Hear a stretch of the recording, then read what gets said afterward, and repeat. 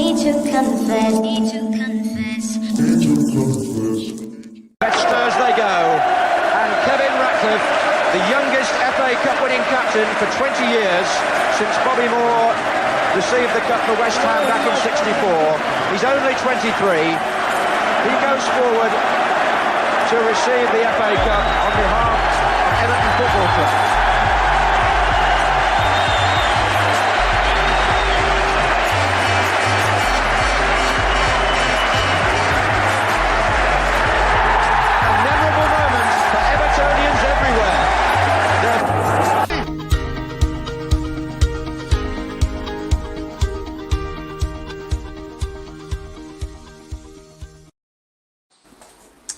Hey guys, I'm Si and welcome to A.C.E Podcast Nation. This is the Andy Campbell Football Show, episode number 59.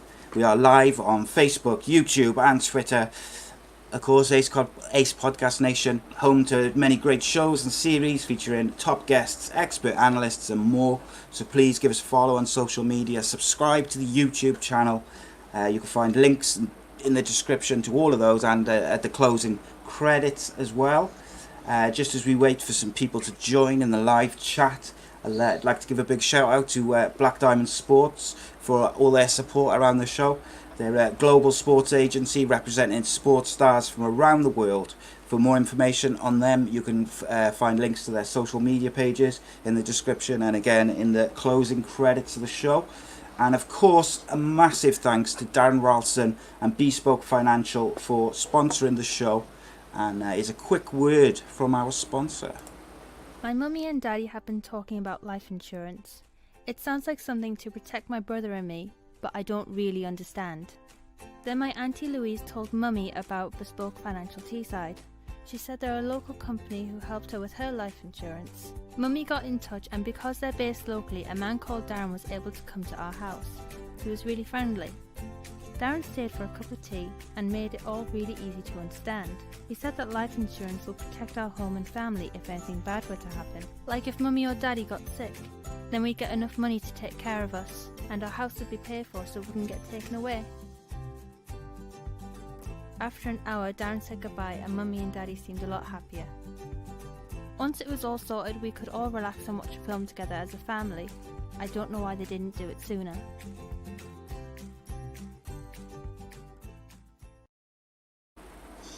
Big thanks to Bespoke Financial.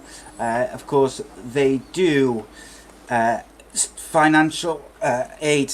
life insurance, critical illness, income protection, mortgages and sports cover. I was falling off my chair then as I tried to say that. Okay, so of course, joining me this evening, I have the goal collector, the speed demon, king of the Millennium Stadium, my usual co-host, ex-Cardiff City and Middlesbrough striker, Mr. Andrew Campbell. How are you, my friend? I'm very well, mate. Yeah, very well. I was a little bit jealous watching those intro videos of our guests because one thing I never got to do was walk up those Wembley steps. So I'm massively in awe and jealous like sat here. So jealous, it was unbelievable. Wow, you got to win a cup final at the Millennium Stadium. Yeah, mate. different. So, yeah, different. As a Cardiff striker in Cardiff as well, what can you say? I don't get much better. Yes, tonight's guest started his professional career at Everton before playing for Dundee, Cardiff City, Derby County, Chester City and of course represented Wales. At one point was the youngest FA Cup winning captain. He dipped his toes into management with Chester and Shrewsbury, made over 400 career appearances including 59 for the mighty Wales, and none other than Everton and Cardiff City legend, Mr. Kevin Ratcliffe. How are you, mate? How are you doing, guys? You okay? Yeah, great to have you on, Kev. It's an absolute pleasure to have someone who we grew up to watch, and you know, what I mean, just our era. Cheers. I heard so many good stories about you, Kev. So I'm really looking forward to hearing some of your stories. Can't wait. I was actually at the game you scored then, when we've just seen. I was commentating on the game. Yeah. Well, it was personally, you know, I know I never get bored of talking about it. What scares me is how long ago it was, and you know what I mean. I think you blink, don't you, when your career's over, and I think a lot of young players nowadays don't realise how quick this time goes, and when it's gone, it's gone. And I always remember Joey Jones saying that to me. You know, it just flies by. Yeah. You know, I think I remember a couple of people. You never really can't sit back and just enjoy it. I totally agree. Everything's going so fast around you, and it's just a roller coaster ride, and then all of a sudden it's gone. Yeah, I totally agree. And I think a good friend of mine said to me once, he said, play as long as you can, because when it is gone, you'll realise and it'll lit you. And you know what I mean? I've tried to play as long as I can at whatever level, and just try and enjoy the crack. I agree with that on one condition: you can play at the level that you want to. If you don't, if you're not enjoying it, then I totally agree. I totally agree, but you're also your brain and your legs have to join in as well, because if one's not working, it's usually your body. You know what I mean? Yeah. I always remember I played a 5-a-side game. I hadn't touched the ball for about 8 months, and I went down to play with the local lads, and I was about, I must admit, I must have been about 40 something, 46, 48, and the ball comes to me, and I see this lad making a run, and I thought, oh right, bring my foot back, and just as my foot comes back, I'm thinking, it's not going to get there. The ball's not going to get there. Yeah.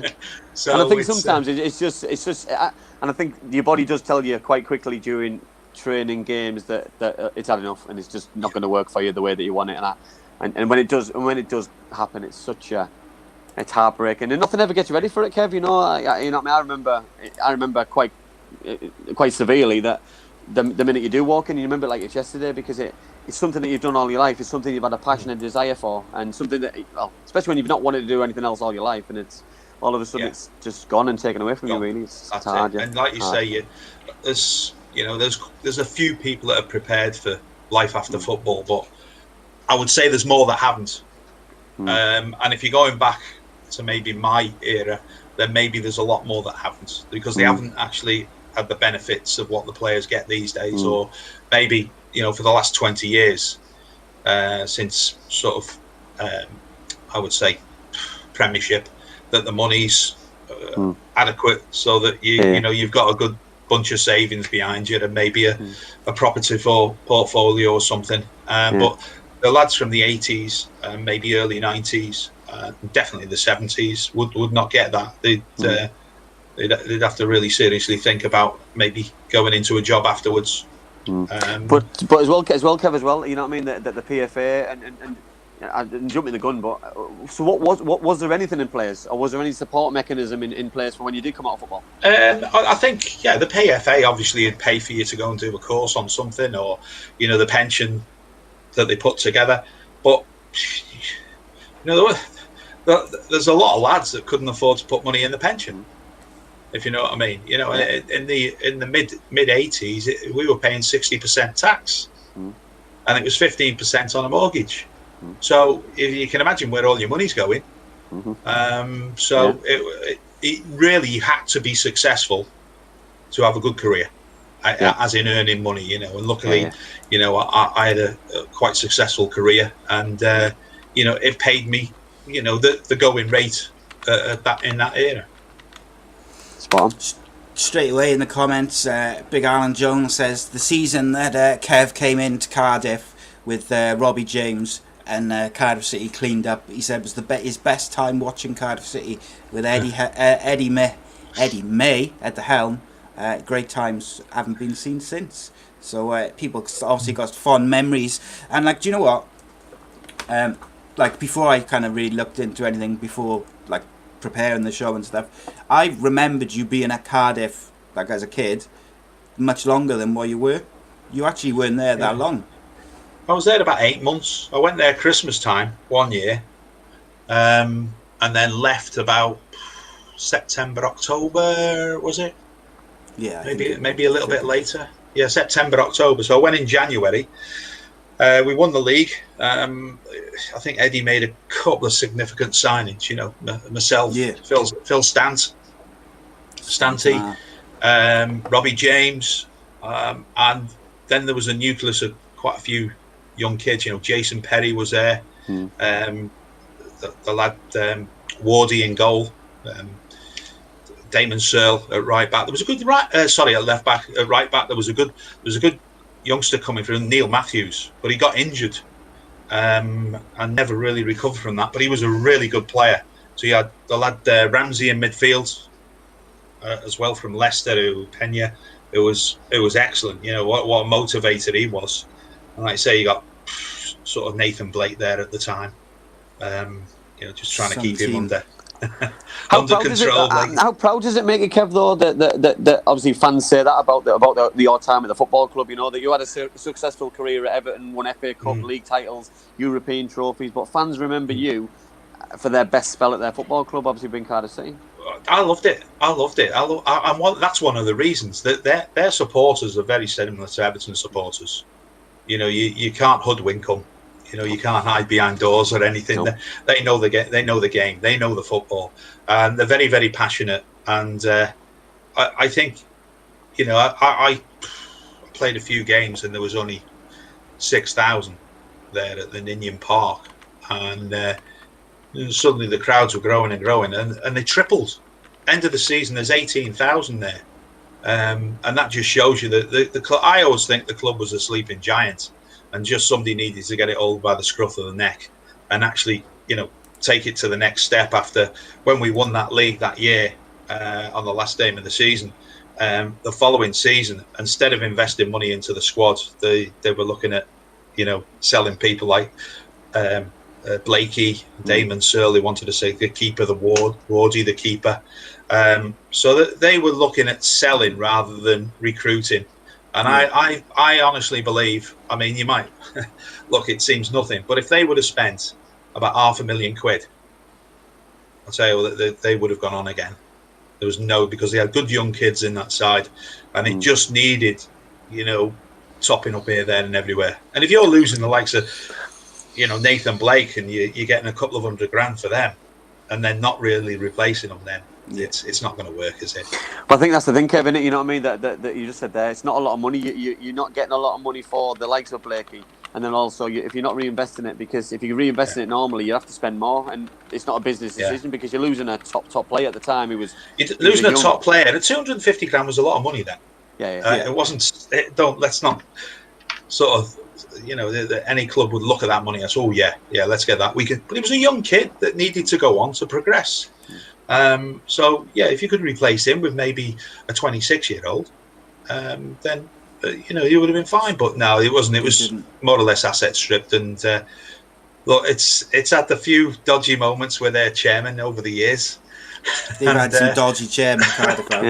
It seems as though they keep following each other, though, Kev. You know what I mean? That one turns into another one, and one sells to another one, and I understand it from a business point of view that somebody wants to get rid of a football club, but this tried and proper testing and selling it to the right person. You know what I mean? This is where, and I'm not just on about Cardiff City now. No. You know what I mean? Well, we've had Bury, haven't we? We've had Bolton. Football's in a mess. Wigan Athletic, Hull City are looking for a new buyer. Sunderland, I think, are in the middle of a takeover, and it's the same clubs all the time who are getting taken over every 3 or 4 seasons. When I was at Chester, it got taken over by an American, and it was quite obvious he wanted to take it over completely. He wanted to be the manager. I hadn't even been involved in football, didn't know a Scooby-Doo about it, and was thinking that he could pick up players on. I think our top wage was about £500 a week, but he's thinking he can get players for less than that, half that. I remember him signing a player for £120 a week. He couldn't afford to get in. It's just crazy. And like you say, they don't get scrutinised and checked. The background, and it's just a shame, really. But Kev, there's not enough people for me who understand the football side of it as well. You know what I mean? The business side of it. Listen, the pumping money into the other say, which is great, but the football side is completely different. You know what I mean? The ins and outs, and from the top, from the bottom to the top. Well, a lot of things, Andy. So when I obviously went on to the managing and coaching side, when I did the management side, what I thought with a lot of new owners coming in, they thought they could change the rules because them rules weren't the rule of the land. Yeah. But they were football rules, and you can't change the football rules. So if you're coming from America or China or anything, and you look at it, right? Okay, if I've got a business, we can do X, Y, Z. Yeah. Not in football, you can't. No. I'm sorry, you can't. And then all of a sudden, either they're badly advised or they haven't come clean what their real ambition is for the football club. But I think that's so apparent though, even with some of the top clubs. You look at you look at the mess that the Glazers put United in, and the mess that's happened to Arsenal, and how long it's taken those kind of football clubs to rewrite themselves, where people who don't get involved, like Abramovich not really got involved, he doesn't do the media, he just sits, puts the money in, sits back, lets managers manage, lets coaches coach, players play, and those are the ones who become successful. And unfortunately, some teams who with the chairman and the owners get fully involved, it's just to the detriment of their team, unfortunately. Yeah, well, it's an expensive hobby, isn't it? So sorry, I know we're obviously going back to front here, but I'm just fascinated with what you're saying. It's just it's amazing. And so just to jump in about, you said there about the American owner. So what about the transition between a player to a manager then? So obviously you said that when you were when you went to Chester. So how did you find the transition between a player and a manager? Well, I had a little bit of I went in as an assistant manager. Yeah, I've seen that. Yeah. For around about 8 months, maybe less than that actually. I just got thrown in at the deep end after it when he got sacked. A guy called Mick Pedgick. Yeah. And I got asked. Did he play for Wrexham, Kev? Is he? No, that was Pedge. That was his brother. Oh, yeah. That was his brother. He did play his brother played for Wrexham and Hereford. Yeah. And he was the physio for Wales as well. Right, okay. Mel. But Pedge was a left back, played for Everton, played for England. He was most probably one of the best left backs I've seen, actually. Great coach. Had all the ticks of the boxes, but overcoached. Right, okay. Now, when you're we were at the bottom of the league at the time, and you're coaching kids or you're coaching lads, and you do a session, and you're going to do this session all designed for this one player. Well, this one player just gets coached not for 20 minutes, maybe for an hour and a half, because all the coach is doing is picking up on the bad things and telling him how to rectify it. So this guy comes off the training pitch and he's down, his head's down here. He just overcoached. He was a great coach, but he needed managing to manage the coaching rather than be the manager and doing the coaching. And I learned ever so much of him. But he left, and then I got offered the job, but I wouldn't do the job because he'd brought me in.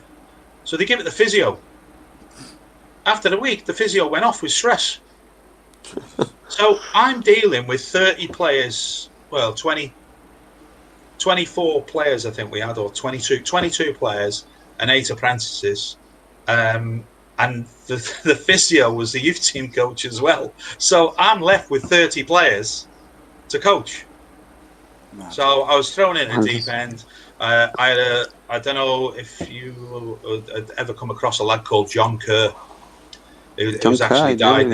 He went to Cardiff on the youth team coach, but he died a few years ago. And John was helping me out. He was working in the community, so I was very thankful for him. And you must have heard of a lad called Gary Shelton. Yes.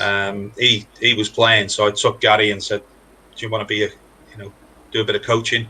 And it worked perfectly from then on. I was given the job at the end of the year, but the one thing, I was still a player, but I just felt that I couldn't play and manage. It was quite draining. What I did enjoy playing for the reserves and really helping the young kids in the reserves. But as in playing full time and managing, it's tiring, because manager's job, all of a sudden you're doing things. All you're doing, you're talking really sort of, pre-mobiles. Yeah. So you're constantly on the phone, and that in its own, if you've never done it, is tiring. Yeah. You're in your office, you're making the phone call, and I was going home knackered, absolutely knackered. But I enjoyed it.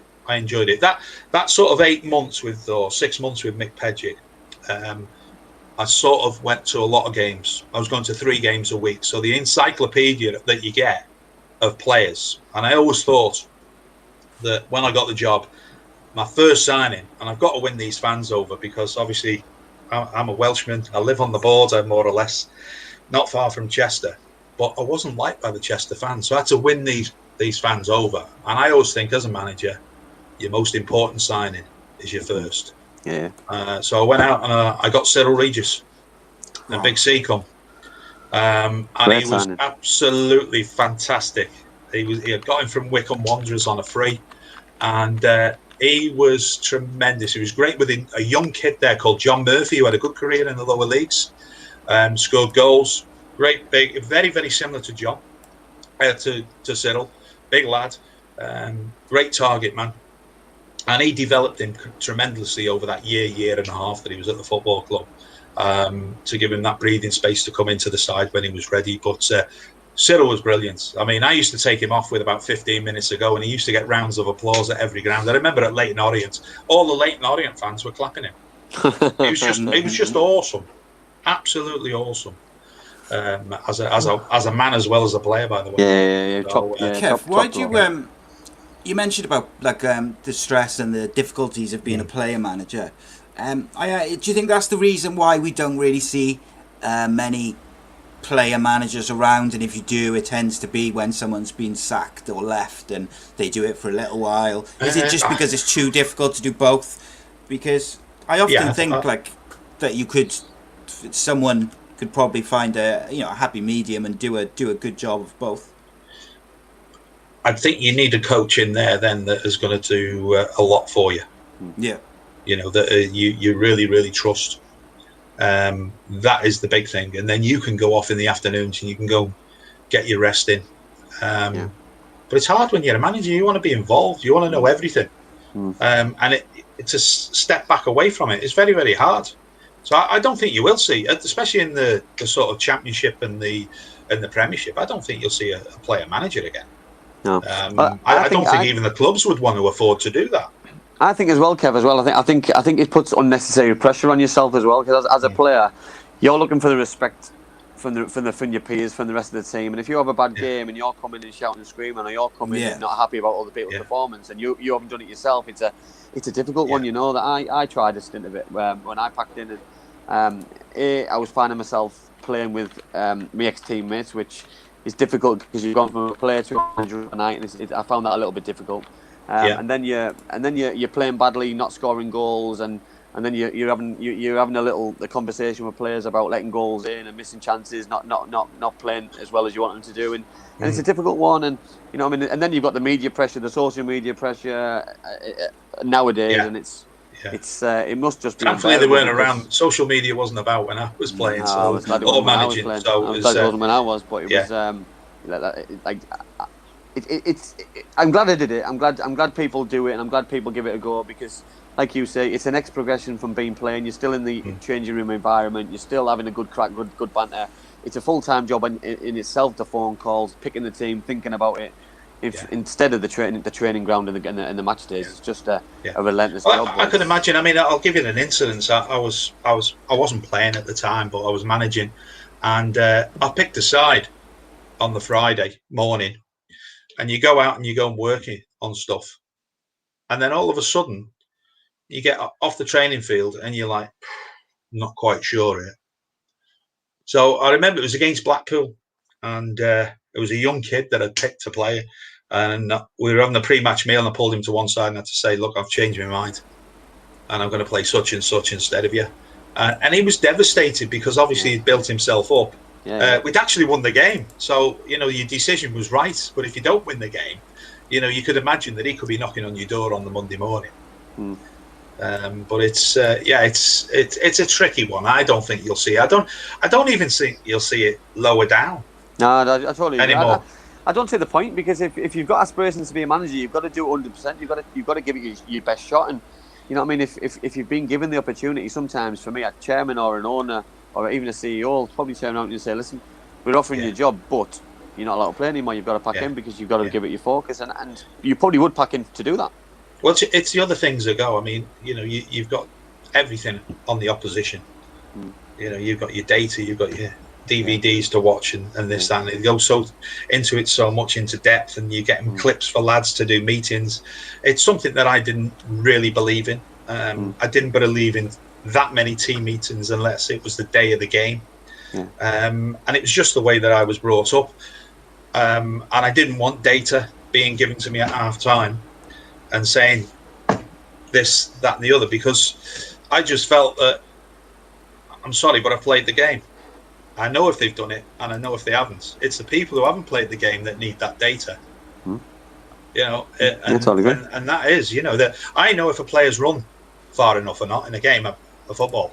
I know if his pass succession is right or not.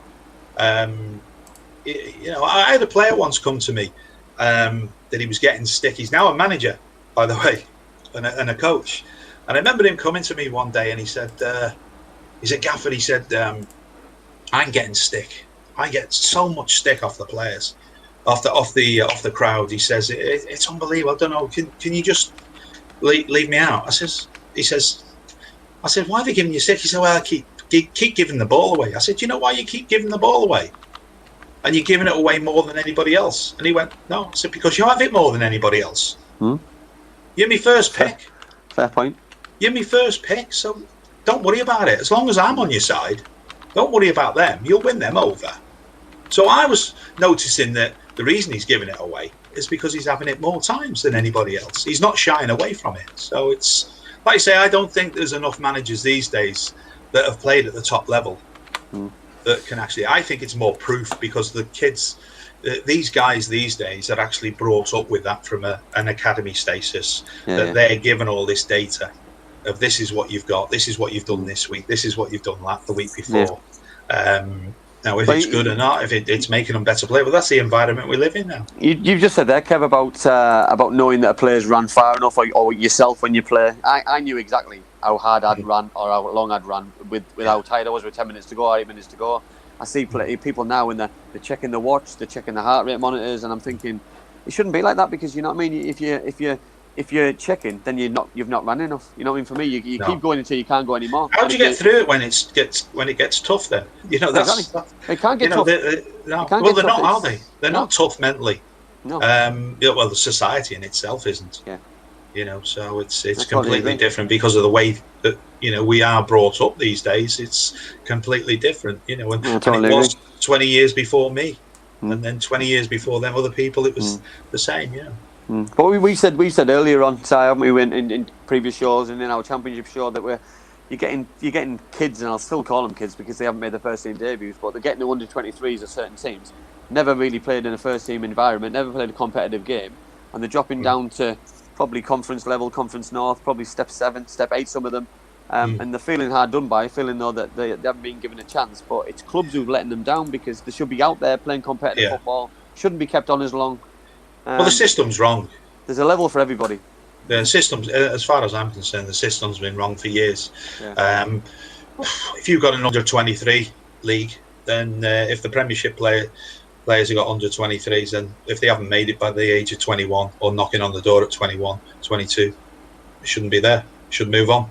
Totally. And I don't get it at all. I think it was a massive mistake that when they did start these academies. But I do believe the academies were actually supposed to be for areas and not for the clubs when it first started. They're supposed to be. You're supposed to have to live 60 minutes from the academy to sign for that football club. But technically, you're still supposed to, but they move boys over from. Like there's a boy, and my youngest son who's 11. There's a boy who he used to play with, exceptional footballer, like truly exceptional. He plays for Barcelona now. He moved over to Spain.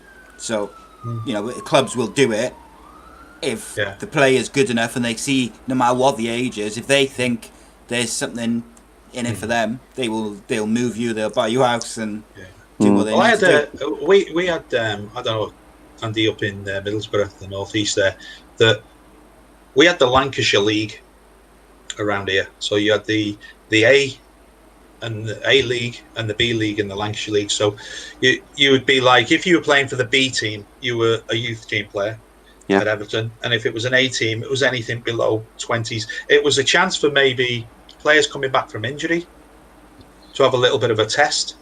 One of the first team players are coming back and he played for the A team or something like that. But we would play against the Liverpools, the Manchester Uniteds, the Cities and everything. But then in our league was Bury reserves, Wrexham reserves, Chester reserves, Crewe reserves, and you were playing against grown men at 18 years of age. You were getting, changed in a porter cabin with cold showers, but it was a grounding. and then you play for the reserves. Now, we played in the Central League, which was a fantastic league, against all the other, what is the Premiership now? All them clubs, the Derby counties of the world and everything, Forest. And you'd be playing against them, and you'd be playing against some of their first team players. But most important of all, I'd be playing along a player who'd got something like 300 league appearances alongside him, coming back from injury. And as a centre-half, I played alongside quite a few times a fella called Roger Kenyon. And I learnt more through Roger Kenyon in the limited number of games that I played with him for Everton Football Club than I would have if I was playing with a lad the same age as me. So how do you learn anything from somebody on the pitch who's the same age as you at 19, 20 years of age? I don't get it. And I think it's a massive mistake they've made. And hopefully they try and rectify it in some sort of way. Because when you watch under 23 football, if you're watching Everton, you're watching Liverpool, they all try and play the same way. Yeah, then you change the shirts at half time, you still think you're watching the same team. Well, this is refreshing though, Kev, because what you just said there about your time at Everton, we did exactly the same at Middlesbrough. So we'd have the youth team, which is obviously 16 to 18-year-olds playing against Leeds, Newcastle, Sunderland, Middlesbrough, Hartlepool, Darlington, York City, etc., Doncaster Rovers, and then we'd have a team in the A division, in the Northern Alliance division. So similar now, where you'd play against grown men, anyone who wasn't a professional footballer, basically from 16 to 35, 40-year-old, and the youth team manager and Brian Robson would basically, you'd guaranteed a 90-minute game over the weekend. You'd either play for the youth team against similar lads your own age, or you'd go and play against men. Not because you're not playing very well, but they want to, you know what I mean? I was a skinny 16-year-old, you know what I mean? So I needed building up. So they stuck me in there to get kicked, get hurt a couple of times, just to help my confidence. Know what the real world's about. Well, yeah, because listen, football's not easy. And when you go and make your debut against a 27-year-old centre-half who's going to kick you, who's going to be horrible to you, you need to be ready for it. And if you're not ready for it, you're going to let yourself down as well as the club down. So you need to be ready for it. Definitely. Spot on. Okay, so what we're going to do now, Kev, a little bit later than normal, but we're going to do the Magnificent 7, which is 7 quick-fire questions, which you just answer, say the first thing which comes to mind, and then we'll shoot over to the live chat for a couple of questions. So, Kevin Ratcliffe's Magnificent 7. Messi or Ronaldo? Ronaldo. Cardiff City or Swansea? Cardiff. No messing about. Yeah, absolutely. Ryan Giggs or Gareth Bale? Ryan Giggs.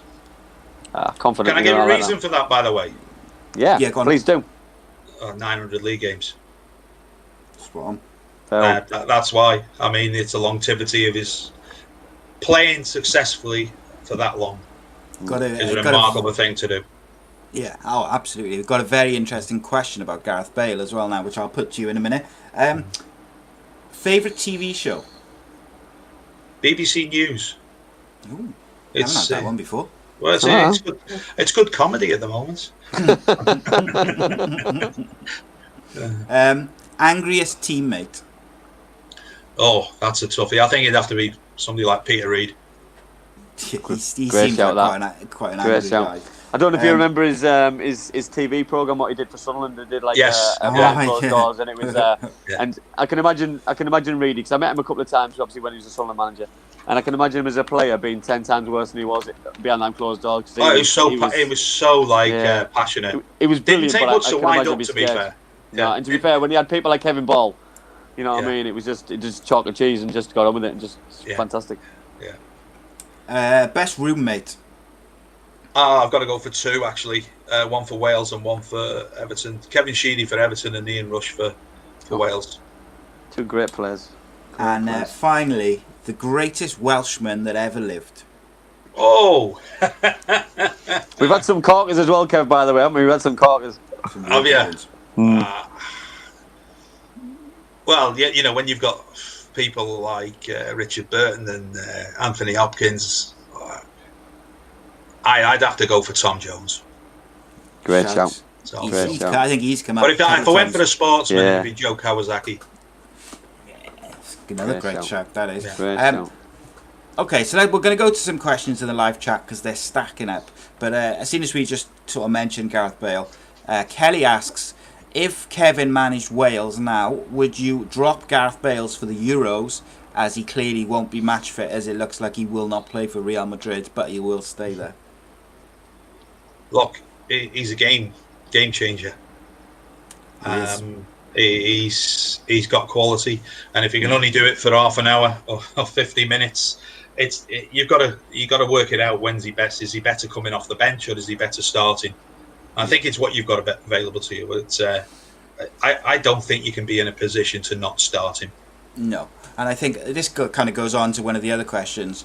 But whilst Wales have got the most depth they have had in a long time outside the first 11, I still don't think you don't leave Gareth Bale at home, even if he can only, like you say, manage half hour. Instead of who? That's it. Exactly. That's the thing. So Richie We've asks, never been blessed with somebody like him. No, I must admit, he's. I picked Ryan Giggs, but we've never had a player like him.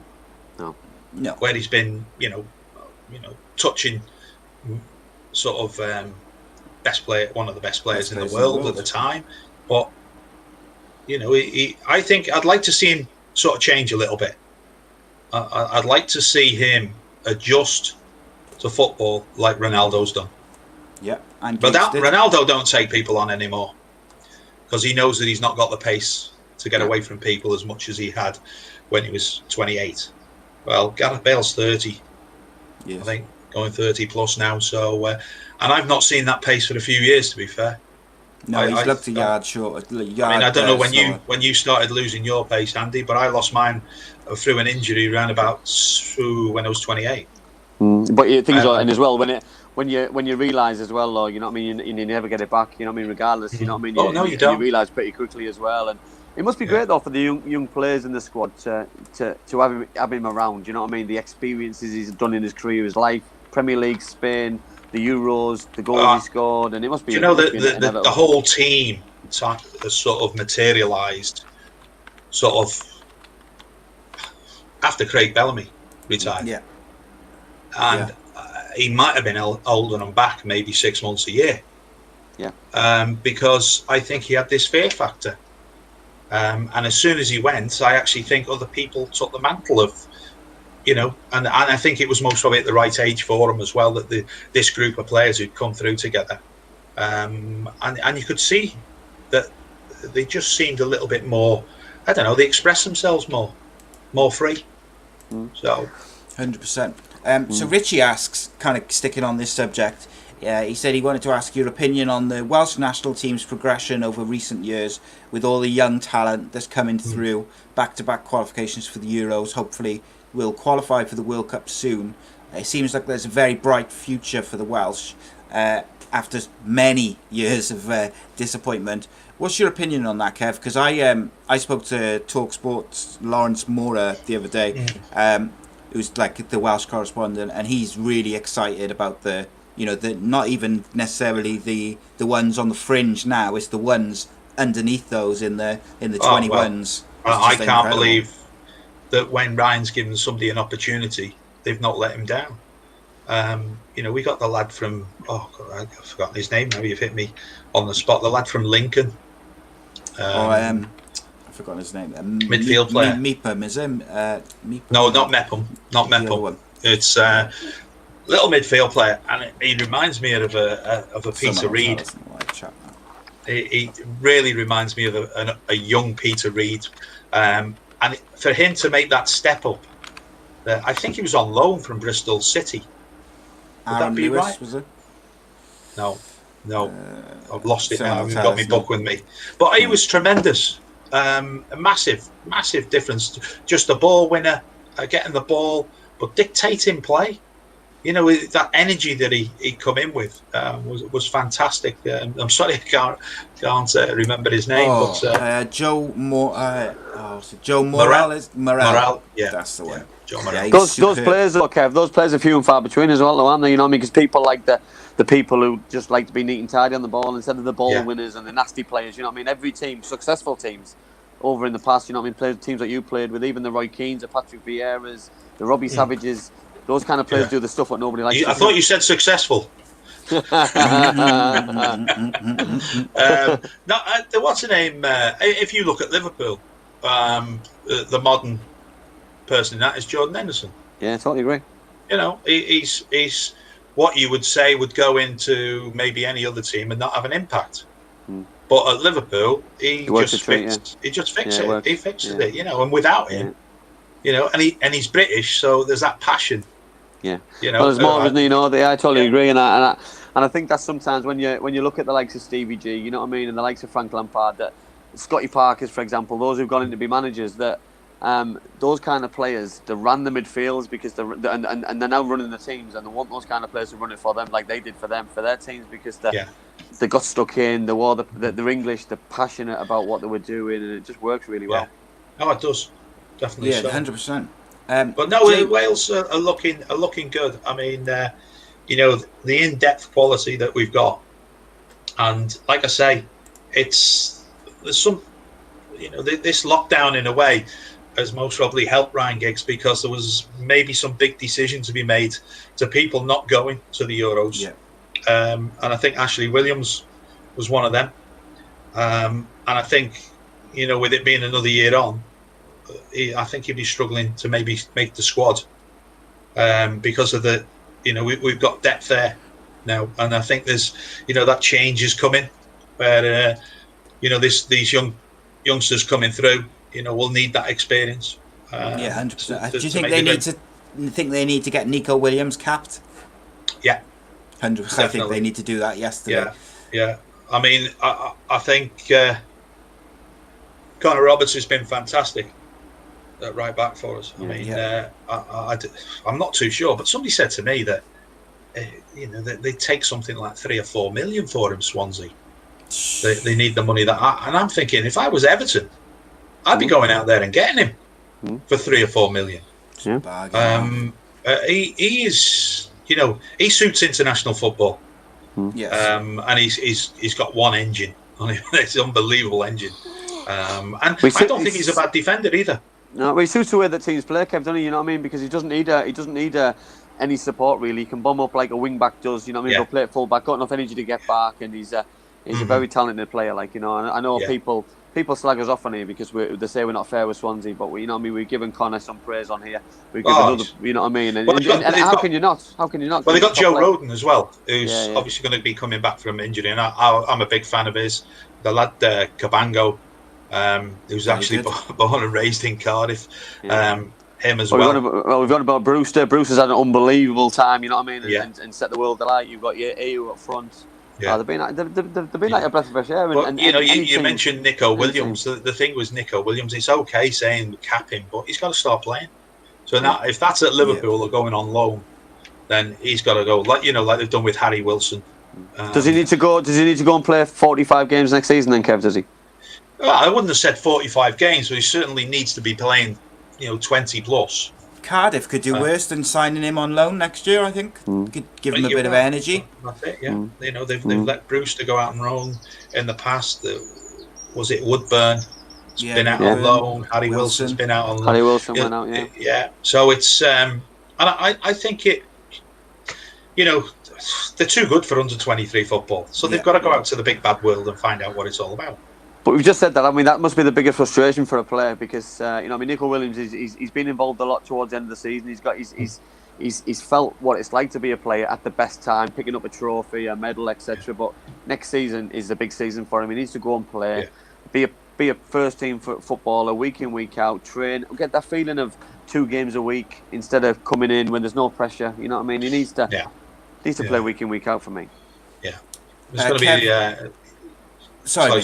Go on. I was just going to say, I was going to say something else. Go on, you finish your point, mate. No, you're okay. Go on. So James Costi asked an interesting question, which I'm not going to talk about because I can't go off on the rant again on it. But he basically says, what is your opinion of Birmingham retiring the number 22 shirt for Jude Bellingham? That was about my reaction. Bear in mind, Kev, we spent a full championship show talking about it, and it was just ridiculous. It is. I mean, I don't know what the guy thinks about it. He might feel a bit embarrassed, but if that's a standard that they're going to retire shirts for, they'll be running out of numbers soon. Well, Andy will tell me, but I think he's only played a year's worth of football for first team football. And He's only he hasn't played a full. He's just turned 17. Just turned 17 this season. Yeah. He's not played a full season.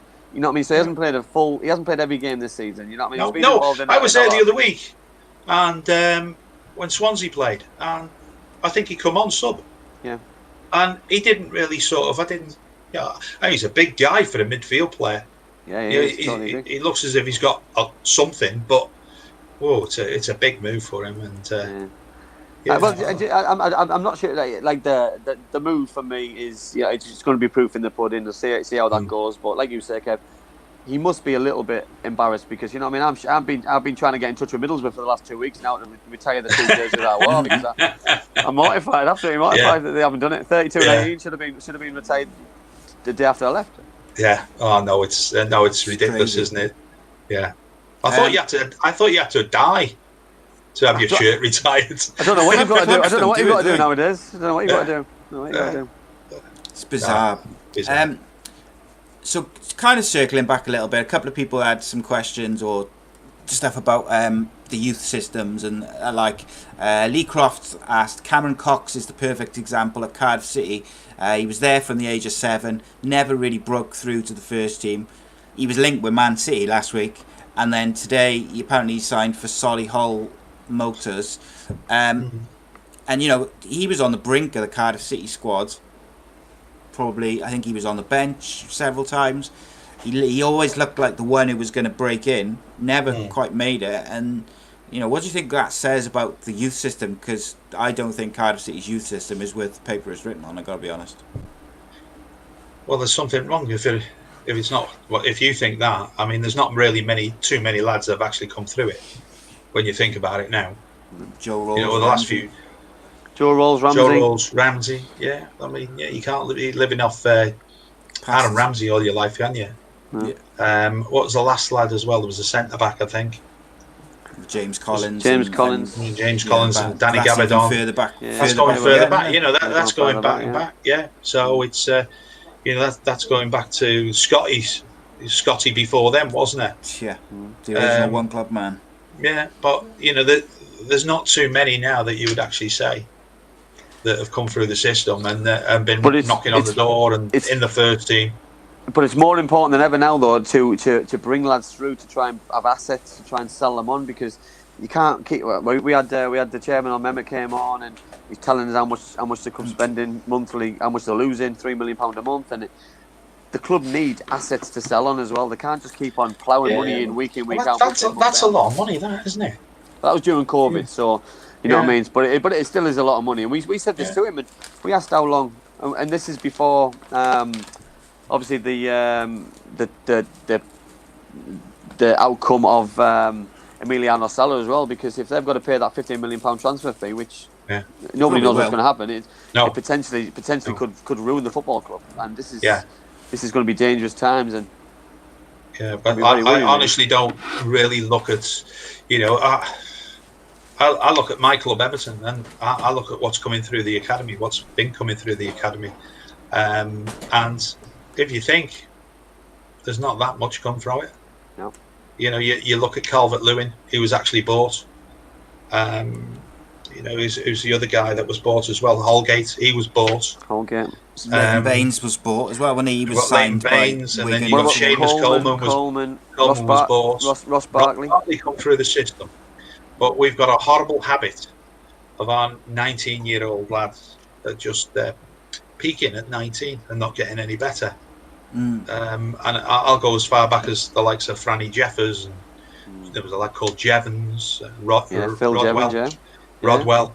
They peak and then that's it. You think of the next thing. Especially, I could totally agree why Ross Barkley left, because the manager didn't fancy him, and that's why he left for Chelsea. The way that it all occurred and the way that it happened, I wasn't too happy about. But I just felt Ross wasn't learning anything at Everton Football Club. Maybe the players weren't the quality, good enough to teach him anything. But when he's gone to Chelsea, I think he's a better player. I think he's been coached in a better way. So I don't know if it's the coaching that when they go from the 19s or the 23s into the first team, when they've got a spare afternoon or something, do they go back? Do they go back with the under 19s coach or whatever to just pick up on a few things, work on the bad habits or the weaker side of the game? And I don't think they do. I honestly don't. And you know what it's like as a manager, you want them players ready. That first team coach wants them ready for the first team, and that's all they're worried about, the first team.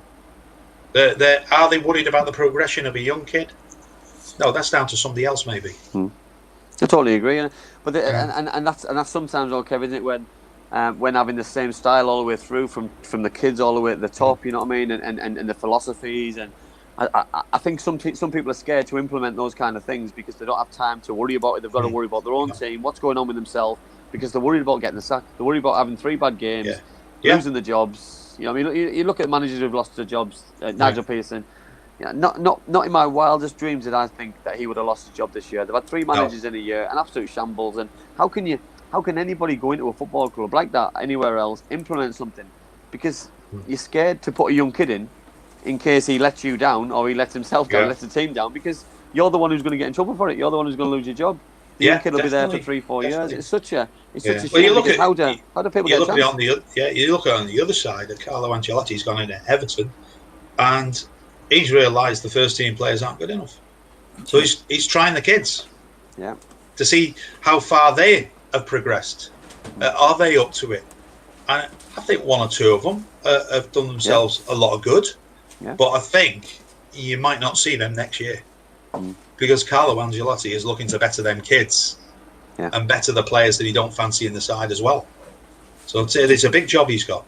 They've got money to spend as well, Everton, haven't they? Well, I don't know. I think they've got to get rid. I mean, when you've got half a dozen players on 100 grand plus a week, and you're not going to be playing them, financially, you've got to offload them. Yeah, of course. So it's going to be interesting that what comes in, especially, and what goes out. Because it's easy to bring players in. Massive club though, isn't it? Look, it's been a massive club for years and years, but it's just, I think it's been mismanaged. So why are they underachieving then? So why in your opinion are they mismanaged from the top? Mismanaged from the top as recruitment. Yeah. I think that when Ronald Koeman come in, that he most probably looked at it and said, there's certain things happening at the foot, and he just wanted a coach. He didn't want to bring the players in because I think the lad called Walsh was in charge of the recruitment. And Steve Walsh, wasn't it? I just didn't think that clicked. And if you've got a director of football and the chief scout, they've got to work with the manager. Otherwise, it doesn't work. Why aren't they and I think that's where maybe Ronald's couldn't get, that he wasn't having a say on the players, and if he did, then it was a bad decision. I do find that strange, then, doesn't it? Because if you're coming in as a manager and you're working with recruitment and you're working with director of football who you're not comfortable in working with, surely it's going to be a negative process. It's going to have a negative impact on everything, because Ronald Koeman, for example, same as Carlo Ancelotti, he's going to be working with players that he's not comfortable in bringing in. He doesn't think they're going to fit the squad or the remit. Yes, he'll have a say and he'll have a list, but those lists, everyone else has got the same list or similar lists. It's dog eat dog. If you haven't got European football, you come bottom of the list. It's difficult, isn't it? Well, exactly. Then the teams that are in European football, and depending what type of European football you get in Champions League or Europa, then first choice is Champions League. They want to go and play it. They want to better themselves. So all of a sudden, if you're a football club not even made that, then you're second, maybe third fiddle. And then it's hopefully we've got the manager that can entice them to come. I totally agree, and this is what annoys me about when people talk about that they should have wage caps and things, because I look at wage caps and I look at how negative it could have an impact on certain football clubs and think the likes of West Ham, Tottenham. Everyone wants to live in London, so that they'll get some decent players. And if you haven't got European football, like you say, in my club, Middlesbrough, who would want to come to Middlesbrough unless you overpaid or it's it's not fair. It wouldn't be a fair thing. No. And I think it's gone too far now. I don't know how they're going to recoup that, as in a wage capping. I can't see it happening. If it is, then there's going to be brown paper bags again, isn't there? Well, you're going to go back to the dirty old 70s. There's going to be money in the drawers. There's going to be money in the top drawer somewhere, I tell you. Yeah, there you go. George Graham might take up somewhere again. Steady what you're saying. Kev Gaz asks, do you think it's ridiculous that they've stopped apprenticeships and kids cleaning boots and doing chores around the stadium? Yeah, definitely. I think that you've got to monitor that as well. I don't think it can be as maybe as brutal sometimes as what players or apprentices had to do. But best time of my life, Kev. I certainly didn't.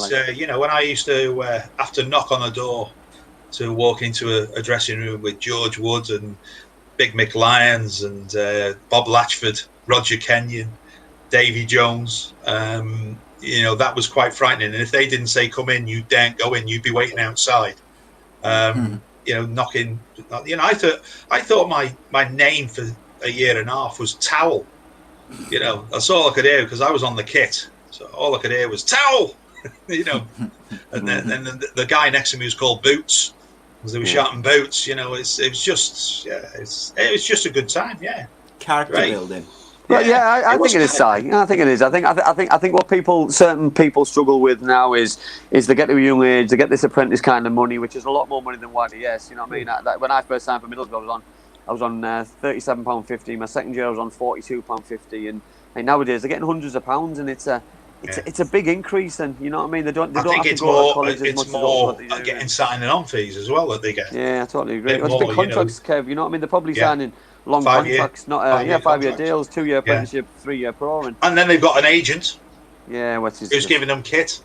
Yeah, kit, boots and everything. I remember I was on £15 a week or £16 a week, and it went up to £20 a week when I was 17. I was on £1 a win, 50p a draw, and £5 for playing the reserves. Oh, we were on £4 a draw, £8 a win for the youth team, and we were on £25 a win for the reserves, which is it was massive money, money. massive money. Don't forget the tax. Massive money. Yeah, scary. Sorry to interrupt you, mate. I just wanted to ask you this because I'll forget.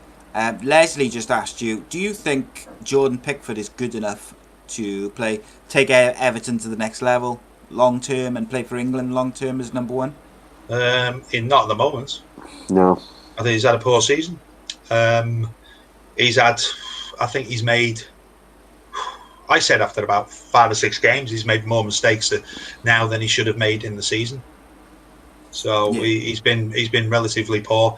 Why do you think that's Kev though? Why do you think that's happening? Is it overconfidence? Is it what? He does come over a little bit overconfident. I believe he's a great guy. Yeah. He is a good guy. And he wants to improve. I don't know what the goalkeeping coach is like at all. Is he up to a standard? Certainly got to be looked at. But I think what's behind him, as in who's pushing him.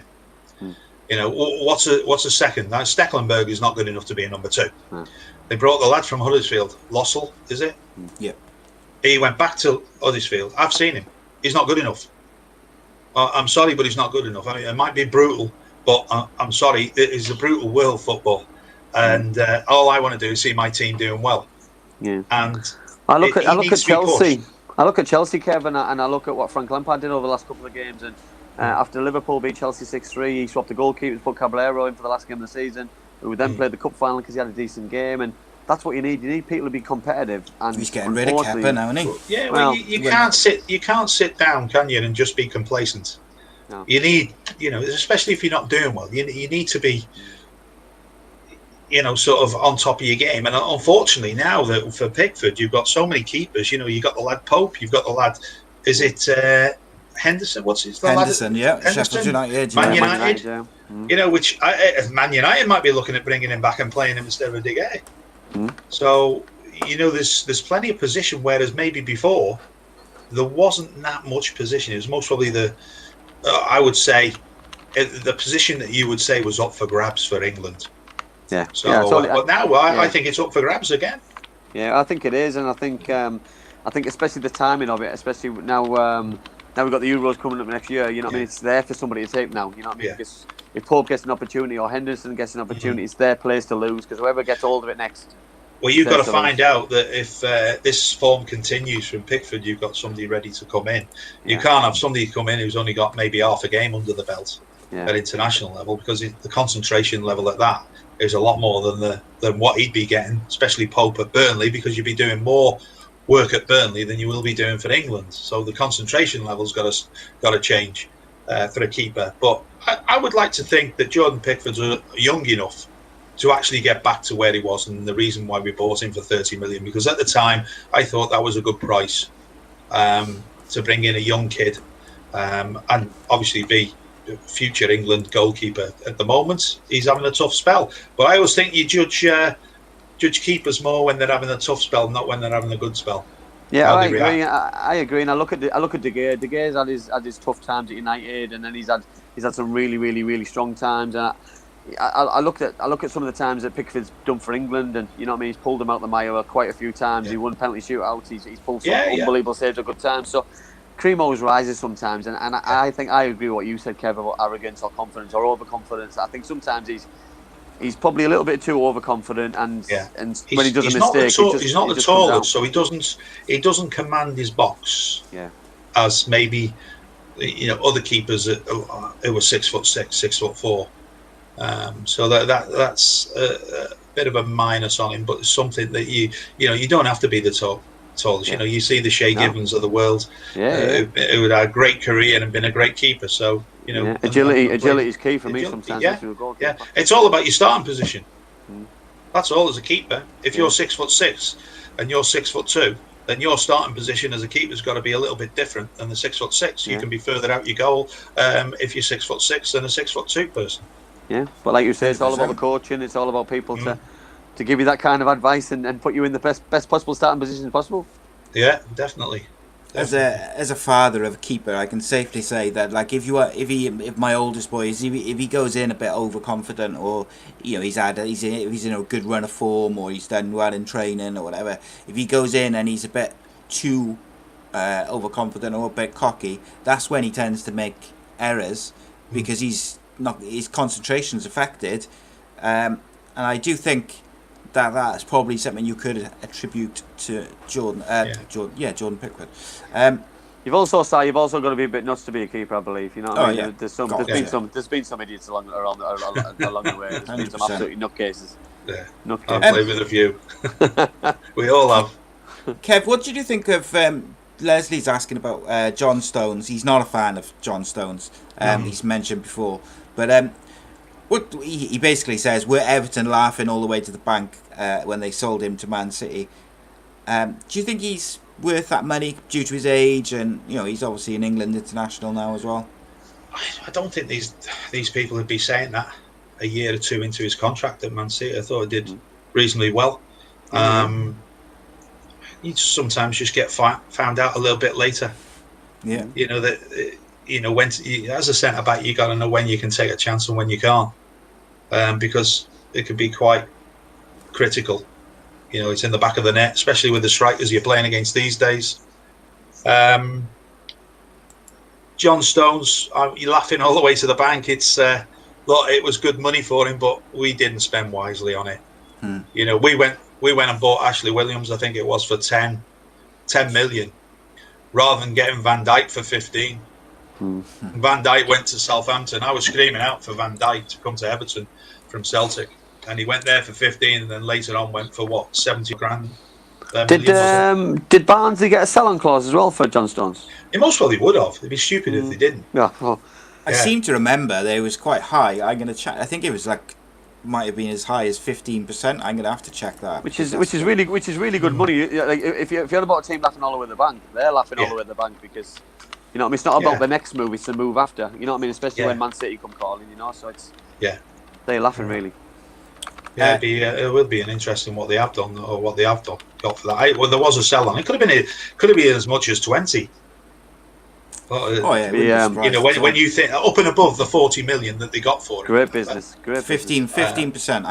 I knew it stuck in my mind. Yeah, I mean that's good business by Barnsley. Of course, it's and I think play. any Championship club who's selling their best what players did should Everton do buy that. him for? Was it 5 million? It wasn't much, was it? A few million. Let's have a look.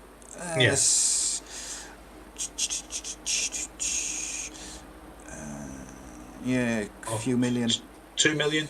2 million. 2 point something. Yeah. So with a selling clause, a selling clause like that, you're probably looking at a smaller transfer fee. They got just under 8 million from that transfer to Man City. Yeah. So yeah, you can't see that'd be up and above the 2 million that they actually got. So nice little bit of profit. Yeah, definitely. Andy's dad asks, do you remember both your goals for Everton? Sorry? Do you remember both your goals for Everton? Of course. Bloody hell, 2 goals. I even remember we won for Cardiff. So one of them was Grobbelaar made a mistake, didn't he? Yes, I scored left one of them was foot, Anfield, right wasn't foot, it? Anfield. Yeah. Perfect hat-trick then, Kev. It's an 80-yarder now. It's gone from 40 to 80. Yeah, I'm happy with that. And I don't know if you know, but it bounced about six times before. Yeah, I've seen it. It's a great goal. Yeah. Great Well, goal. Any goal that goes in, Kev's a great goal in my eyes. I don't care. Well, it was just going past the post, and I thought Bruce did ever so well to bring it back in. But then I realised after the game I was 500 to 1 to score the first goal, and he'd had 10 grand on me. I think that was at Anfield, and it was a corner. Norwich City away. That was my first goal for Everton, the Norwich City one, and I sort of we had a corner. They had a corner, and we broke from the corner. And the next minute, I've ended up in the box. The ball's been played to me, and people keep telling me today, "Are you sure you didn't try to control that with your right foot?" So it just slotted it straight into the corner. I went away from Chris Woods, who weren't a bad keeper, to be fair. No, but then I scored on my debut for Cardiff up at Carlisle. I'd never been up for a corner before in my life, so for me to get a header, and it nearly never made it over the line. It was that muddy, but I think we had a good crew up there that day. There must have been about 1,500, 2,000. That's a long trip, by the way. That is the longest trip in the world, by the way. You don't want to be doing that at night. Oh gosh, that's a nightmare of a trip. It's dark in June there at 7:30. Oh, it's terrible down there, Brunton Park. It's not the nicest place to go to play football. No, it isn't. Rob asks, who do we all think is going to challenge for top 2 in the Championship next year? Championship. Do you know what? There's always a surprise. Yeah, there is. Yeah. I mean, would you have said this year that West Brom and Leeds, most probably West Brom? Yeah, definitely. Would you said Brentford would be up there? No, maybe not. No. It's going to be interesting. It depends who goes up now, Brentford or Fulham. Yeah. Because you can actually see, you can see Fulham if they don't make it being in amongst the mix. It's much of muchness. It's not a great league. No, it's not. I look at the teams who are coming down. You know, I mean, Norwich. Depending on if they sell. If they don't sell, they've got a nucleus of the squad to go back up. Bournemouth will sell. You know what I mean? By what I'm hearing. You know what I mean? Obviously, the manager goes, and he's gonna lose. They're gonna lose a lot of them players. Will they reinvest, or will they keep the money out of it? Watford. You're going to see a change. You're going to exactly. You're going to see a big change in the squad, aren't you? Yeah, you are 100%. And well, the likes of Troy Deeney aren't going to go and play back in the Championship anymore. You know, he's set himself in the Premier League. I think he was linked to Man United when he signed. Tottenham. Tottenham. Yeah, Jose wants him, and I mean he suits the way Jose Mourinho plays. Troy Deeney would be Diego perfect. Costa, really, isn't he? Yeah. But he's a poorer version of Diego Costa. Yeah. If I was Harry Kane and Dele Alli, I'd be kind of looking at that signing. No disrespect to Troy Deeney, I think he's quite a good, Premier League footballer. But if I was Dele Alli, Harry Kane, those type of players who've made a career for themselves, but you're looking at the likes of. I don't know if I'd be looking at that. You're looking for a top international to come in, aren't you? Yeah.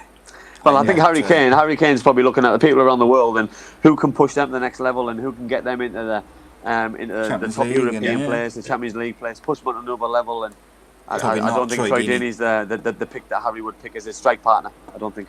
No. It's. I think it's going very interesting for the teams that have finished outside the top four. How they're going to recruit, what they're going to get in to make them better. So it's going to be interesting. There's going to be a few sort of. There's got to be. You can see that at Tottenham. He's got to bring in players because it's not been good enough this year. Yeah. You look at Chelsea Champions League. What they've done this year has been absolutely fantastic. Yeah. You look at that. Okay, Jurgen Klopp has won Manager of the Year, but Frank Lampard in his first year has been absolutely superb. They've had an embargo on. Yeah, I know. So he's had to blood the kids coming through, which I don't think any other manager might have done that at Chelsea. No, I agree. Mason Mount's been one of the best players in the league. I seen the lad Abrahams at Swansea, and I thought this lad's got no chance. But all of a sudden, he seems to have grown up and realised what it's about. I thought he's thinking he was at Swansea and he was I'm too good for this. But maybe that's the wake up call he needed. He didn't want to go back out on loan again. And sometimes that's what you get. Look at Harry Kane at Norwich. He went to Norwich on loan and did nothing. Absolutely nothing. But it's one of them things that you've been to Norwich, or do you still want to be at Tottenham? I'll still want to be at Tottenham. Yeah. So it's... Kev, you just mentioned there. You mentioned Chelsea there. Obviously, they played in the FA Cup final at the weekend against Arsenal. Obviously, we can talk about that game in a minute. But obviously, in the intro, you walking up them stairs and picking that FA Cup final trophy up. So tell me and tell everybody else how that felt, because to anybody's dream playing in the FA Cup, never mind the final or lifting the trophy. Well, so what was that like? Is it now? Is it as big as a dream now as it was? Well, it is to me. Cause I love that trophy, and I love that. I used to love watching St Greaves on the Saturday morning, the FA Cup final, watching all the goals, watching the buses come into the stadium, all the interviews, players coming on the pitch, the game, the aftermatch, and I agree. Nowadays, it's secondary to the Champions League, it's secondary to everything else, but it should be, and it should be given a Champions League place. It should be given in the highest regard, so teams take it seriously and stop messing about with it, because it means so much to everybody, and it shouldn't be put down for people who've won it like yourself, because for me, everyone would give I would have given my left arm to go up them steps. Never mind. I think Wembley's cheapened itself in the fact that you play all sorts of games there now. Yeah. Your semi-finals. So they're saying that clubs disrespect the FA Cup. Then you got to look at the FA for disrespecting, the FA Cup itself in what it actually means. It was more of a disappointment to actually miss out on playing at Wembley if you lost the semi-final. Now you're playing the semi-final at Wembley. Does it change? Is the quarter-final more of a disappointment because you're missing the opportunity to play at Wembley? I was fortunate for a non-Englishman to actually play at Wembley about 13, 14 times. And then I look at ex-pros who had never ever played there. Pop Robson, the ex-Newcastle, I think he played for Sunderland as well, didn't he? West Ham. I don't think he played there. No. I don't think he played there. And have a look how many games he played and how many goals he scored. 240 odd goals, I think. Yeah. And he never played at Wembley. Yeah. And I'm thinking, thought he would have played at Wembley. Yeah. Now, you could be a third division player now and make 4 appearances at Wembley.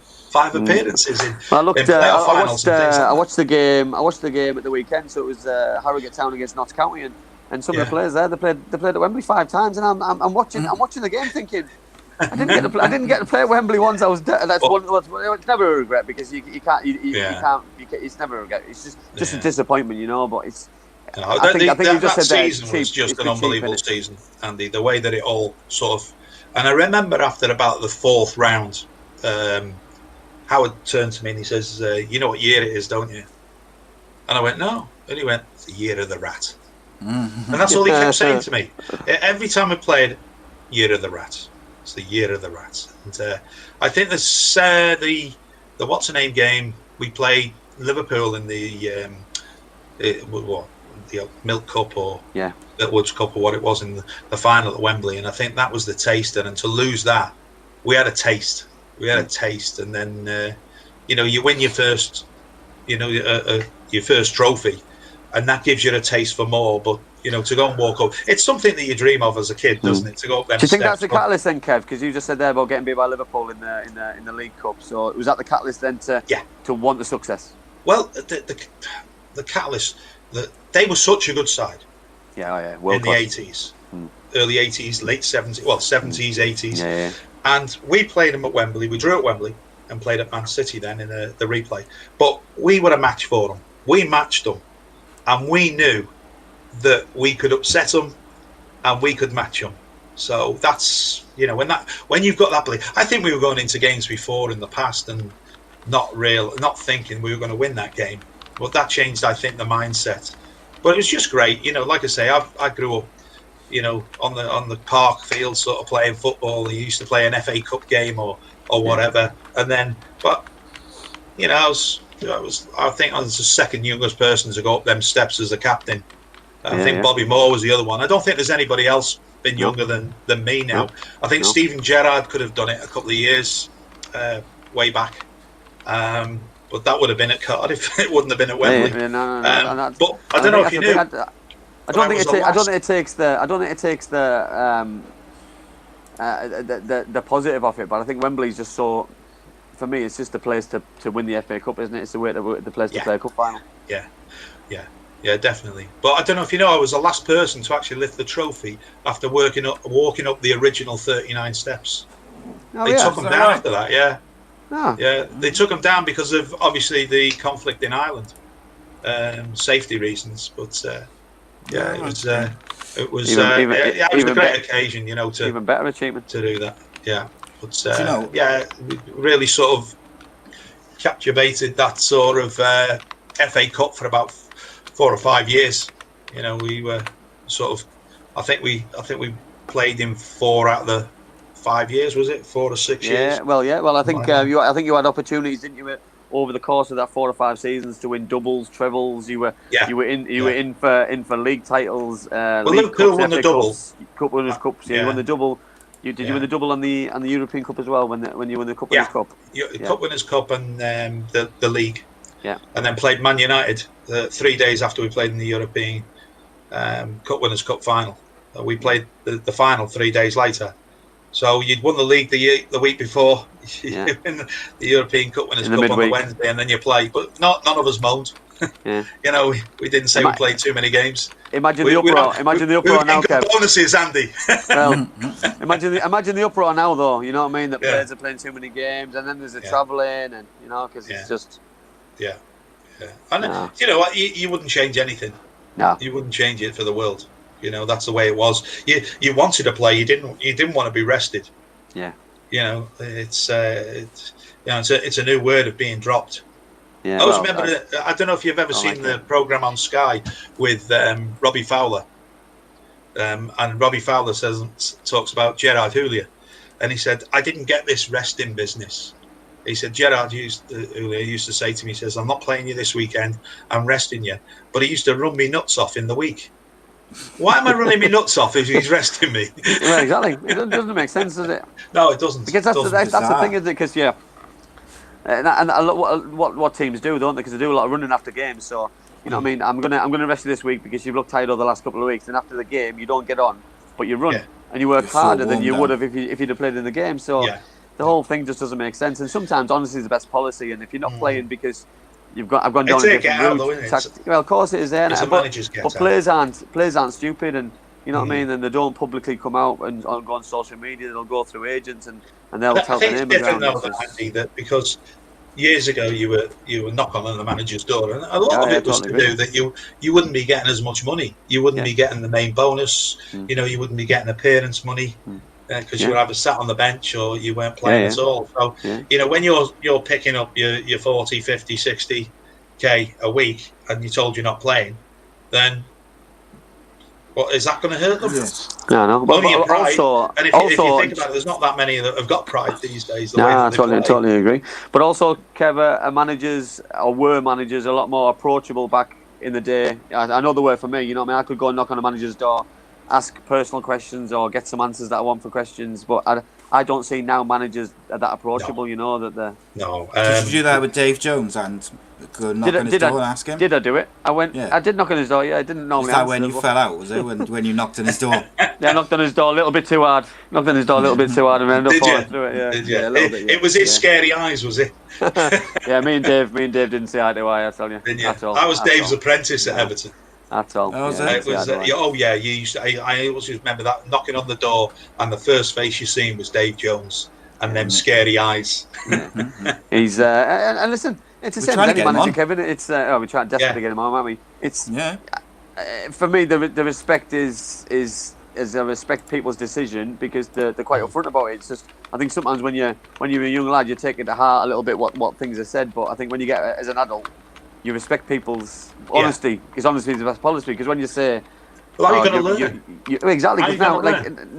now you're being rested or we're doing this. You're getting dropped because you're not being good enough, and that's what it is. Or you haven't done this, you haven't done that. Yeah. All right. Now, if you're a good pro, you'll go away and you'll work on them things. Yeah, exactly. Definitely. Exactly. Because how are you going to get back in if you don't know what you've done wrong? How are you going to be able to get better to get back in to impress again? Exactly. Never going to happen. Never going to happen. Kev, who's the best player you've ever played with, club level and international? Big Nev. Yeah, what a legend. Big Neville Salvo, no doubt about it. Legend. Best I've ever seen. Legend. He was unbelievable. And I haven't seen too many people come anywhere near him. What was so special about him, Kev? Watch him train. Yeah. It was scary because Nev wasn't the biggest. No, He wasn't the biggest quite, person. He small. was about 6'2", but he made the goal look small. Just made it small, and we had like decent standby keepers. You know, the Mick Stowell, who went on to play for Wolves and Leicester. You know, he's at Leicester now. He was a great keeper, but he knew that he wanted to play first team football, so he left.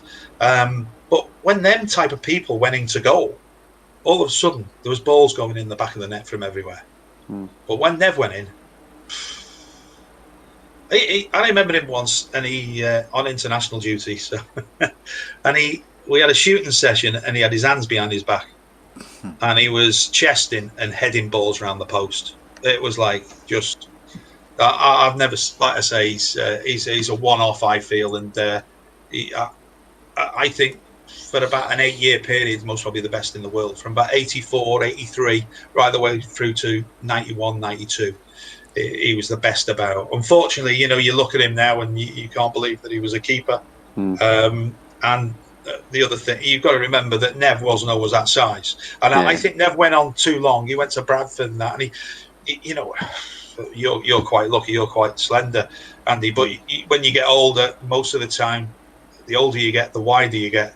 And there's one thing you can't lose, and that's your width. You can lose weight, but you don't lose your width. And you know, people remember Nev when he was in goal at Everton at the end of his career, rather than being, unless you're an Evertonian, unbeatable. Yeah, and his name's Big Nev now. You know, it wasn't Big Nev then. You know, it was he was top draw, believe me. Yeah. Kev, just going back, like we were just talking about Dave Jones there with Andy. Did you ever properly fall out with like a manager in the heat of battle? We've had a few words, I suppose, with Colin Harvey and Howard, Eddie May.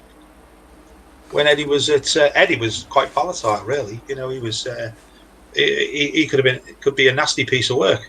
Really? Yeah. So I think I had more arguments with Eddie than I had with any of the other managers. But and then as a manager yourself, I've had a few arguments with players. You know. How would you deal with Kevin Ratcliffe, the player, if you were the manager? I'd like to think I wasn't a massive problem as a player. Yeah. You know, and training wise, because I loved going at Everton. I loved going in every day. The training was fantastic. Howard was streets ahead. Howard Kendall was streets ahead of training. He was sort of forward thinking. We trained with the ball. We didn't train to just running and running and running. He would tell you the first day of training, he'd get you down, and he'd say, "Right, lads," he says, "you got 5.5 weeks to get fit, not 5.5 days. I don't want any racing. We're going to do everything with the ball in the morning, and then in the afternoon we'll do a bit of wall work while another set of lads will go off and do a run. I think the longest run we did was 20 minutes. And the hardest session I think we did 2 800s, 4 400s and 6 200s. But what he did is he never give you a break. If you had a break, we trained for about an hour and a half in the mornings. We had a 15-minute break with a cup of tea or a juice or whatever you wanted, and then we went straight into the afternoon session round about 12 o'clock, 12:30, and then we'd be finished within an hour. And his idea of training was that he didn't want you coming in as stiff as a board from hanging around waiting for that afternoon and warming up for 40 minutes or something to do that afternoon session where you didn't. And do you know what? I took that training with me to Chester and Shrewsbury, and I had this physio with me for most of the time, called Stuart Walker. And Stuart Walker's a top physio. Went to work at Sunderland with Reedy, went with Andy Gregory down. Was it Andy Gregory? John Gregory at at Derby and Villa. So he's well respected. And he comes to me one day and he says, "Have you ever looked at how many injuries you've had in training pre-season?" I went, "No." He went, "None." He said, all your injuries, if you do get one, comes from a match, which you've got to accept that you are get more injuries in the match, but you've never had one injury in training. And I thought, oh. And then when you look at the way the Howard, I can't really remember too many people pulling out of training with an injury. So that's testament to that guy who, we did things richly. You had a Wednesday off. You come in. Thursday was a great day for training. High pressure training, and then on a Friday we'd have head tennis, and head tennis there was 4 teams, and we had a staff team as well, and that staff team was made up of Colin Harvey, Mick Eaton, Howard Kendall and Terry Dadicott. I'll tell you what, it was like World War III. And we're only playing for £1. World War III. Andy Gray's coming across the net trying to elbow you. I've got my studs up so that Andy, just in case he comes over the net, can get 6 studs in his face. And it was just like that every Friday or the day before a game. They were legendary, shall we say, them sort of head tennis games. One question I've got, Kev. So I've got who's the toughest centre forward that you came up against in your career, so opposition wise? So obviously you played with some great players, but who's the hardest centre forward or attacking player? Because obviously you played full back as well as. Oh no, I never played full back. Believe me, I was always a centre back, and as a full back, that was really sort of pushed me into that one. Something that I didn't want to do. But it all depends. There's different type of strikers. You look at the goal scorers. You've got to look at Rushy. Yeah. He was just, he's relentless, though, wasn't he? He was just relentless. People don't realise how quick he was. He was lightning, and he always used to. I think he's been the best player that I've ever seen stay on side. I think he's the best striker that I've seen come out of the British Isles, as in goal scorer. I've never seen Jimmy Greaves, so I don't think you can choose people you've never seen or played against. I played against him, and you will keep him quiet for 89 minutes, and then all of a sudden he just creeps in and gets a goal. And if you look at his record, I think he played 660 games. He scored 346 goals. And out of them 346 goals, I think 4 of them were penalties. You think of Shearer, Lineker, Owen. I can't recall him scoring many penalties right. Now you say it, Henry. Yeah. How many goals? Alan Shearer scored 260 goals in the Premiership. And I think there was 55 penalties. Yeah, he scored loads of penalties, yeah. So, when you look at it on that, and it wasn't easy to score them days. No. Not when you're getting people coming straight at things. But, that was a goal scorer, that you played against. Then you played against the technical guy, and by far the best was Kenny Dalglish. He was top draw. What was so difficult about playing against him? Well, 1 minute you got Rushy running in behind you, and you got him dropping off into midfield. Yeah. And Kenny would just hoop things over the shoulder. Yeah. For Rushy to run into the space that you've come out to pick him up in. Yeah. So I went to Rushy's testimonial. They played against Celtic, and Kenny played half each, half for Celtic, half for Liverpool. and he was the dominating factor which side won that half. Who were the better side? So when he played for Liverpool, they were the better side. When he played for Celtic, Celtic were the better side. He was tremendous. But then you used to get the other centre forward that used to want to knock your head off with an elbow. You know, your big Mickey Hartfords of the world. Vicious he was, Mickey. Yeah, Mickey Hartford was but Mickey could play. Yeah, he could play, yeah. And then there was a legendary Billy Whitehurst, who you just didn't want to mess with Billy. Yeah. Well done, Billy. Great game. Yeah. When you say about Rushy, I was obviously it was a great privilege for me because I made my full debut at Anfield on Rushy's last game at Anfield, and we gave him the Guard of Honour, and it was just the most surreal thing in the world. The career, just the send off he got was just second to none, and something that it was just totally deserved. You know, that it was just. Yeah. I know he went on to Leeds after that, didn't he? He went down Ellen Road. I think his record after he left Liverpool was poor. I don't think he scored at Wrexham. He played for Wrexham. I think he played well over 30 games for Wrexham, never scored. I think Leeds, I don't think he scored. I think they played him out on the right wing at Leeds. I can't really remember having at Leeds. I know it was obviously the Premier League, but it was. So if you think for about 50 games, he might not have been as prolific as when he was at Liverpool, but he certainly was there. Yeah. You know, and you know what? When he was a kid, and we were in the Welsh squad together, he was. You would think he was so far away from being a top player, and then all of a sudden he got that chance. I think it was at Villa Park against West Ham. Would that have been in the semi-final or the final replay of one of the cups? And he was outstanding. And I thought, where's that touch come from? Yeah. You know, all of a sudden he must have just got this confidence, and you know, the ball was sticking to his feet. His passing was better. His movement was better. Well, he always had the movement, but you know, he was a top player. I think that's what I love watching of it. His movement and how deceivingly quick he was. You know what I mean? The people would think they could leave spacing behind, and his movement would got him one step ahead and 1 yard ahead. He used to make that arcing run. Back for him. Yeah, his movement. You know, the arcing run. And do you know what? Do you know what he did? So if he was on, I was left-sided centre back. So if he was on my shoulder, he'd be on my left-sided shoulder. Right, but he was like a little bit deeper, so we used to play a high line. So if he was deeper, I'm thinking he's offside, but what he was doing is he's taking his line off the other centre back. So he's making sure he stays on by the centre back or the right back. Not me. So, and that's what he was very good at. So then what he used to do is arc his run so that he's like going sort of, you know, around that way to where he's going forward to come back to make that run, which he timed it. But when you got Souness and Dalglish putting them balls into an area, you know, not to feet, he was looking for that space over the top. Yeah. Oh, listen, he still had the movement, but the balls to him as well. The people who were putting balls to him is just unbelievable. Yeah. Well, that's the excuse that I make for him when he went to Leeds and Wrexham, that he wasn't having the quality of balls coming through. Yeah. Kev, okay, just to finish off, I'm going to ask you probably the most random question you've ever been asked in an interview ever. I doubt you've ever been asked it. So I thought I'd finish on something fun and a bit weird.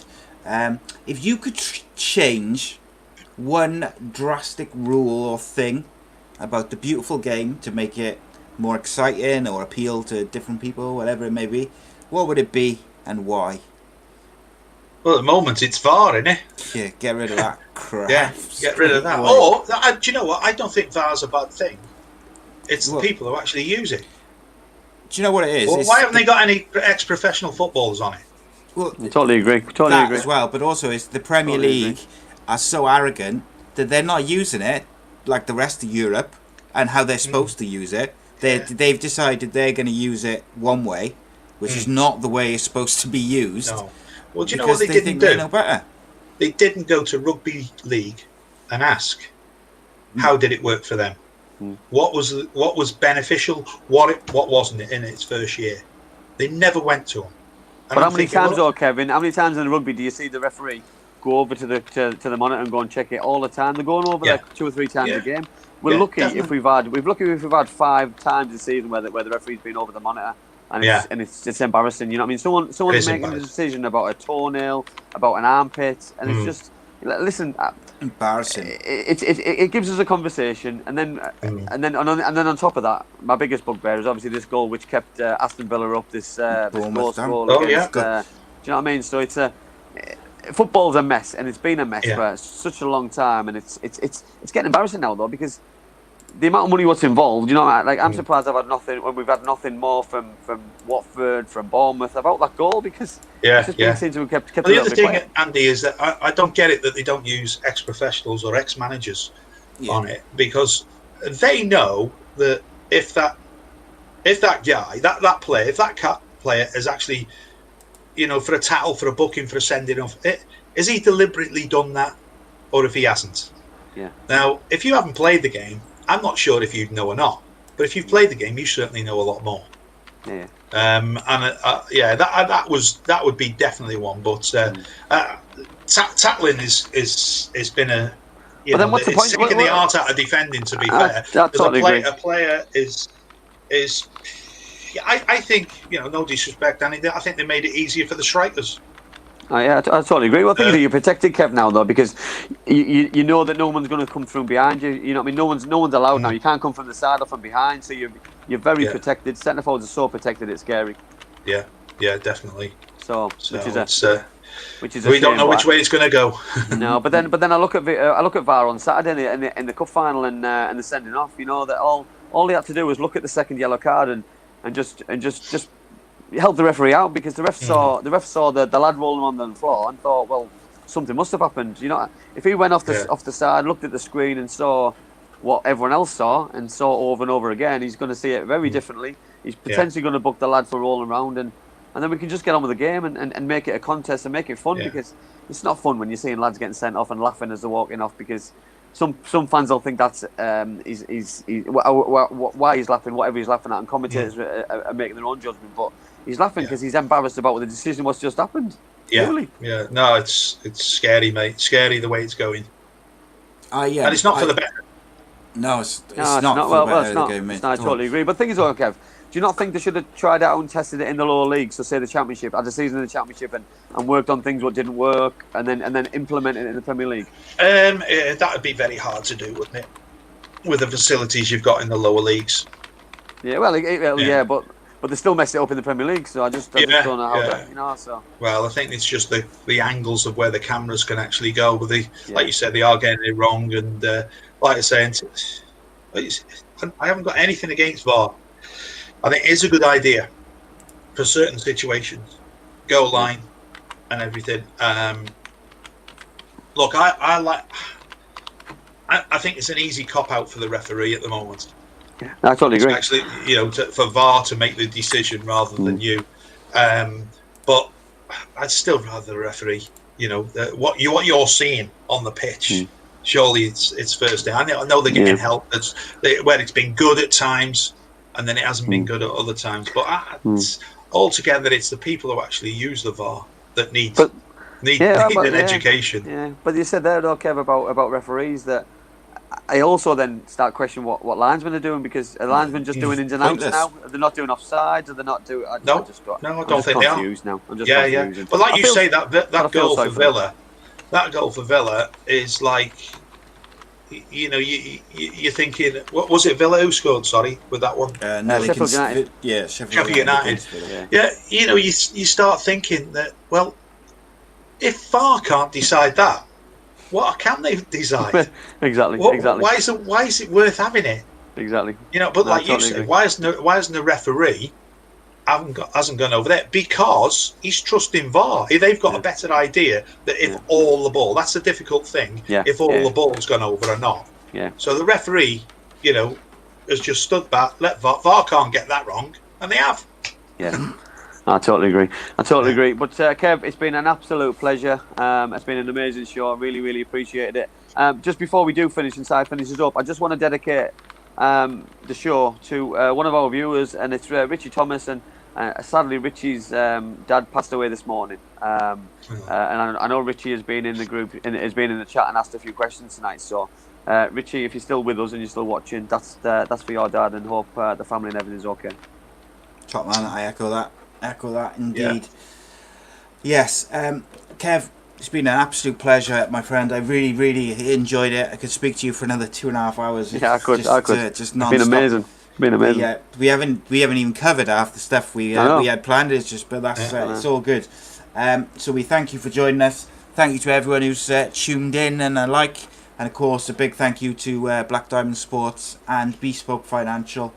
Check out the YouTube channel. We've got lots of shows coming out this week with lots of different guests and stuff. And we also have Friday evening the Andy Campbell Championship Show, where myself and Andy will be joined by several fans of different championship clubs as we review the season. So tune in for that, 7 o'clock Friday, live. And we will see you all next week. Thank you, Kevin. Thank you, Cheers, Andy. Bob. See Cheers, you, Kev. Cheers, see you Andy. soon. Cheers, Thanks, Bob. guys. And there's the outro. My mummy and daddy have been talking about life insurance. It sounds like something to protect my brother and me, but I don't really understand. Then my Auntie Louise told Mummy about Bespoke Financial Teesside.